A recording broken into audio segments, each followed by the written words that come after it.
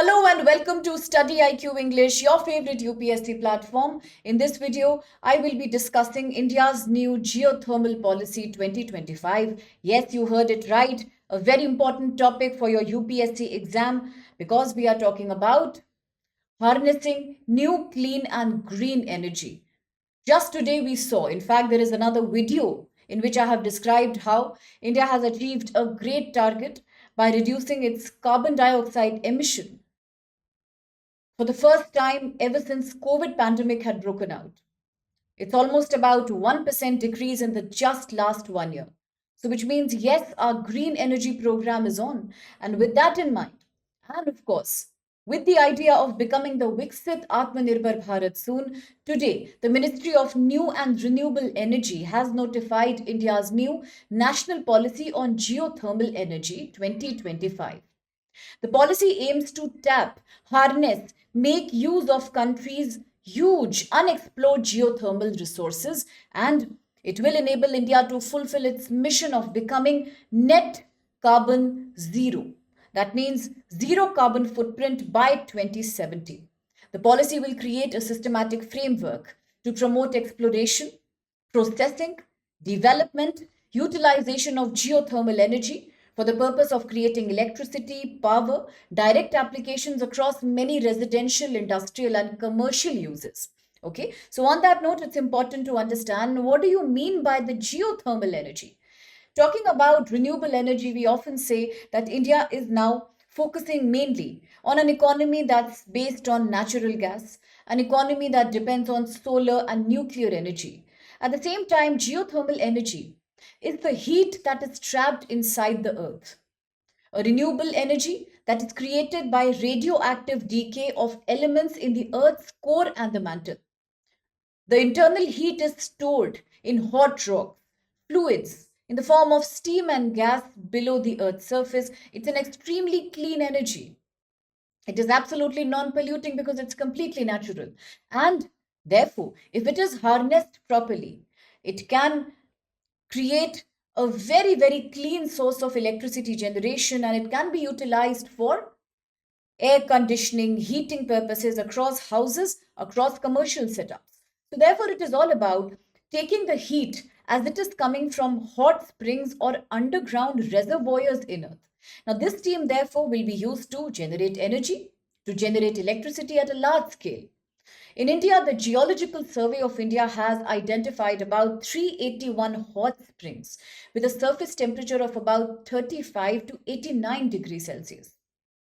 The process of harnessing, utilizing geothermal energy involves usually drilling wells to access the underground reservoirs of hot warm water and steam, and therefore most of the resources that are then utilized for getting this hot steam are known as hydrothermal resources.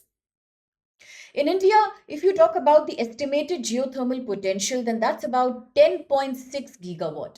And the major locations in which these are found are the Himalayan geothermal provinces, the states of Uttarakhand, Himachal Pradesh, it's Ladakh, Jammu Kashmir, Arunachal Pradesh. Apart from that, also the Cambay in Gujarat and the Andaman and Nicobar Island. So these are some hotspots where tremendous amount of geothermal energy is right now situated. Of course, it is not utilized properly. In India, we still lack enough technology, enough investment, and enough processes to be able to use the potential of this secret tapped energy. Now, there are certain wells that are abandoned, and they are situated in the Cambay, in the Gandhar, in Gujarat. They are also today being considered for use in order to process geothermal energy. So, globally, if you talk about which countries lead the geothermal capacity, then let's say America, United States of America, Indonesia, Philippines, Iceland, and Norway. These are few countries which lead the world in geothermal technology innovation. At the same time, if you talk about the entire global geothermal capacity, that's about less than 17 gigawatt. So from here, you can imagine how tremendous is India's own capacity. Now, let's talk about the US International Trade Administration, an organization which has identified Ladakh's Puga and Chumathang fields as India's most promising, most powerful reservoirs of geothermal capacity. And according to International Energy Agency, China, US, and India will account for 75% of the next generation geothermal energy potential. So, according to Indian government, this new policy, the Geothermal Policy 2025, aims to test and therefore promote the technology which can use geothermal energy for commercial purpose, with companies from America, Finland, Iceland, Norway trying to do research and development pilot projects in the Gulf of Cambay, in Uttarakhand, as well as in Arunachal. So, yes, it is a big time segment that is ready to be privatized, where we are ready to allow foreign investment because we know India has a lot of potential. And in future, India is also among the very few countries, along with US and China, who can offer a great resource in this potential golden, clean, and neat source of energy. So, today the government is all about promoting as much harnessing, as much exploration as it can. How will it help Indian communities in the remote areas? Say, let's talk about in Andaman and Nicobar Island, the electricity cost is about rupees 30 to 32 per unit. That's expensive. And tomorrow, if we switch towards a geothermal mode, then the same cost could fall to about 10 to 11 rupees per unit. Similarly, let's say Ladakh. Ladakh also could not only supply heating but also electricity generation in the extreme cold winter months. So it means a lot of comfort, a lot of affordable commercial energy available to the local residents in these remote areas. And obviously, it can transform their life across rural remote areas in India. Now, are there any challenges right now? Any problems as such in harnessing so much potential? Well, yes. India's geothermal projects are facing huge cost. It's a very, very expensive investment. When you do exploration, once again, the estimated cost is about rupees 36 crores.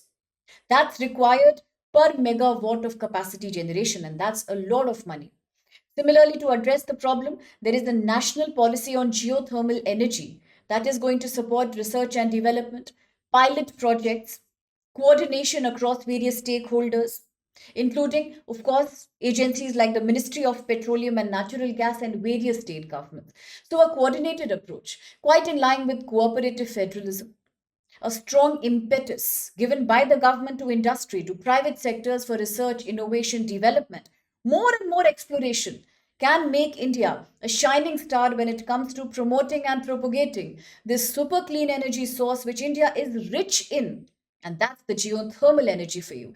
Very important question for GS Paper 3 mains, science, technology, renewable energy, climate mitigation.